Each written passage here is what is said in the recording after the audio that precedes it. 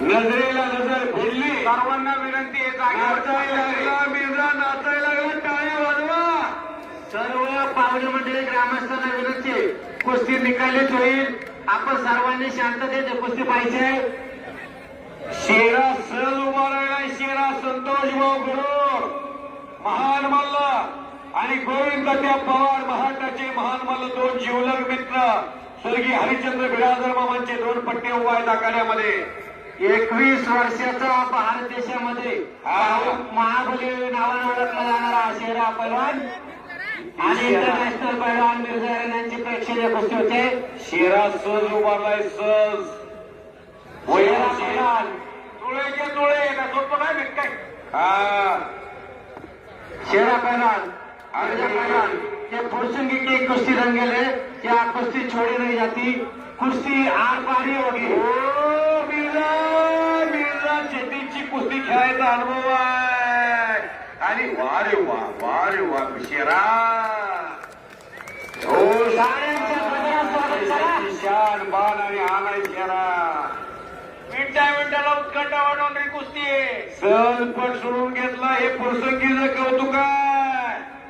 एकदा माझी सर्वांना विनंती असेल, हनुमानराया म्हणजे शंकर आहेत आणि तेच शंभू महादेव आहेत. हात वर करा सर्वांनी, एकदा बजरंग बलीचा जयघोष करू. हात वर करा सर्वांना, माझी विनंती आहे, सर्वांनी हात वर करा.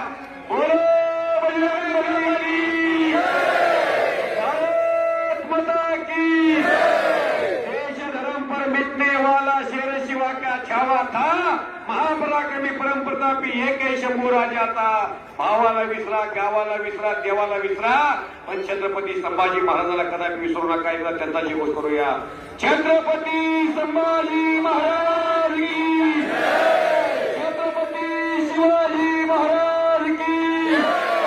अवघ तुंदमल प्रसंगी अवघाची रंग एक झाला, रंगी रंगला श्रीरंग.